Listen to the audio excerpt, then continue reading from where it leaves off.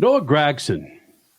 Each time he's come on the Freak Nation, got to be honest, Crash and I've talked about this. It's pretty much the vibe of the guy feels like he doesn't want to be interviewed, doesn't want to be in here. Then his attitude finally caught up with him when I want to get the correct explanation here, where Noah Gragson, again, we're talking about a dude who was driving for Dale Jr.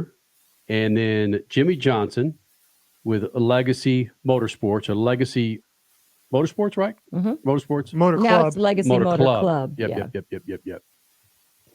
But he was suspended from NASCAR for what they called member conduct violation related to his activities on social media. Then Legacy Motor Club suspended him, parting ways with Gragson after 22 race stint last year. NASCAR brought him back in September 12th after a number of meetings and appointments that he made throughout his suspension. I caught up with him during the Daytona 500 media days. Both of us were suffering from runny noses and runny eyes. We're 60 seconds. We're just shooting the bull, but then we get into serious conversation about what he's gone through, what he's been doing to be a part of this redemption tour for Noah Gragson, as he's now running for Stewart-Haas Racing. He still seems like he doesn't want to be there the entire time, but I could see that he knows he's fortunate to be back in Cup and running for the legend of Tony Stewart. Noah Gragson here in the Freak Nation. You got allergies too? Yeah, do you? Yeah, my left eye will not stop watering. Is it Daytona? What the hell is the problem? I'm allergic to cats too, and I was in a buddy's hanging out last night, motorhome, and they have a cat, and my eyes are super itchy. And I think allergies, runny nose, you know how it goes. Hey man, watching you over there with the media, it's a different Noah that we're used to, where you're not trying to get out of here. You're starting from a different level of personality with racing and repairing things. Is it uncomfortable for you now, or is it like, I'm going to face this thing and let's get after it? No, you take every opportunity by the horns and just trying to make the most of it. And there's no hiding. It's all about taking initiative and accountability and trying to be better than we were yesterday. And I've done a lot of self-reflecting over the past handful of months, and I've become a lot more open-minded and really have found my process. And so it's a privilege to be here. I'm incredibly grateful to be able to step foot back in a race suit, step foot on the property here at Daytona, and it's special to be back here. If someone came up to me and said, Kenny, you've got to step away from SpeedFreaks. Well, I've been doing this for 24 years, but you did something or said something that offended somebody. I would take it personal, and then you're right, reflection comes. And then leaning on people to how do I get back in that seat of doing it?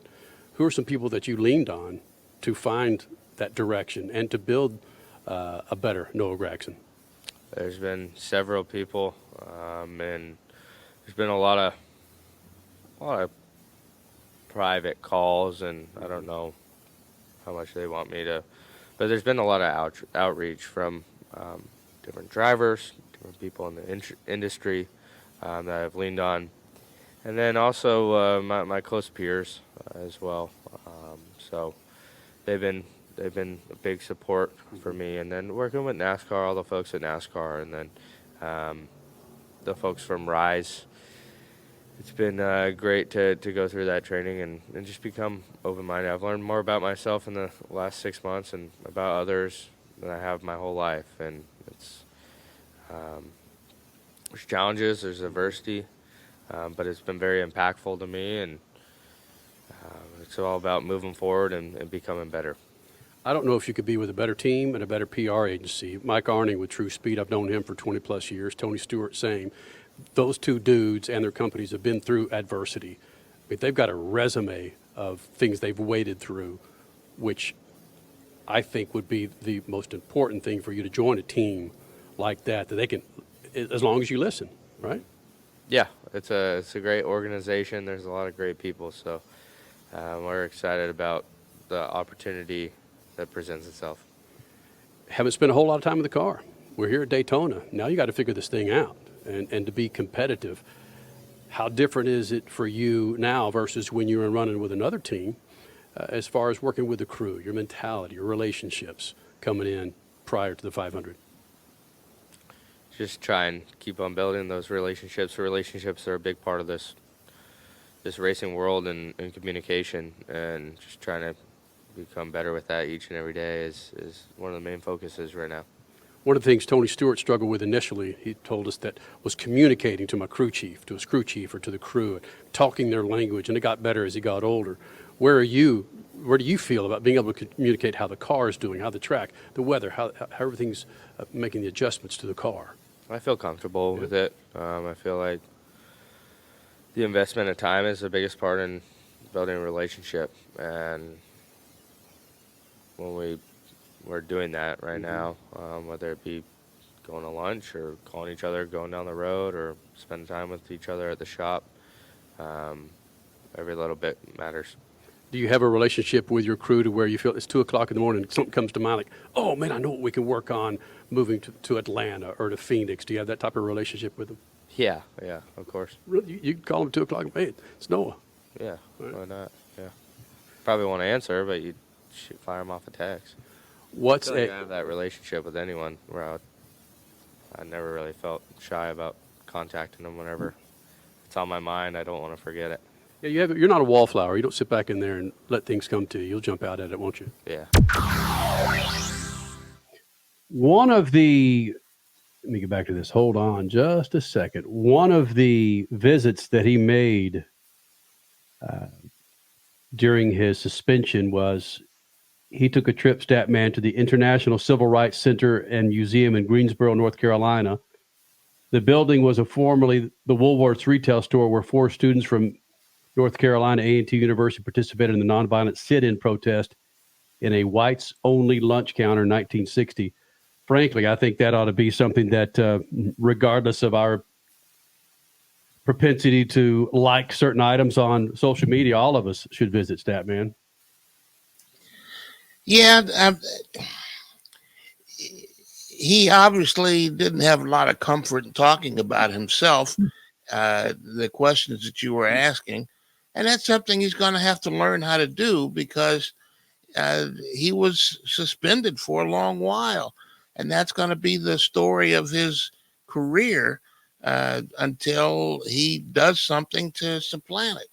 So I hope Mike Arning, who does the PR for Stewart Haas Racing, I hope he could pull him aside and said, if he hasn't already, said, hey, dude, we got to overcome this. People want to talk to you, and you got to figure out a way to answer them.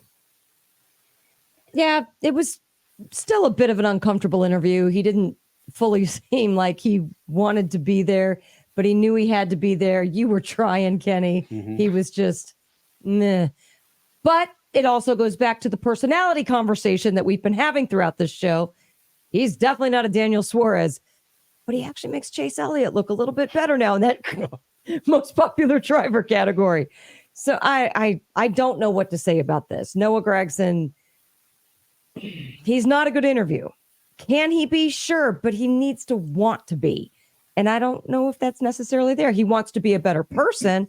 I can kind of see through to believe that. But does he want to be a better interview? I don't think he really does. Yeah, at this point, I'm not sure if he does, or if that's certainly. You know what? Good for him if that's not the priority. The priority is to get things right. For what he's flat out said was just his ignorance. There you go. Idiocy and ignorance. Just get it right. Don't worry about a-holes like me trying to pry into his life.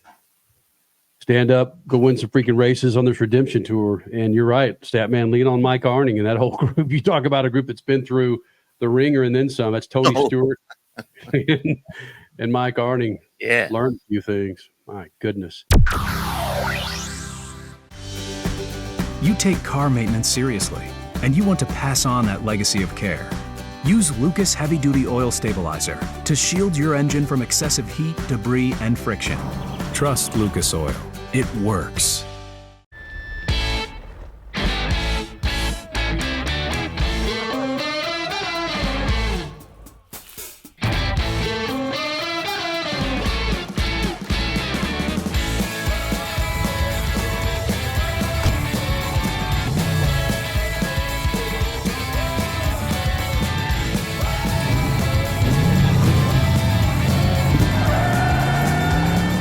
Whatever you do, General Tire delivers. Back again. Yes, indeed. Ludacris, I'm hotter than Nevada.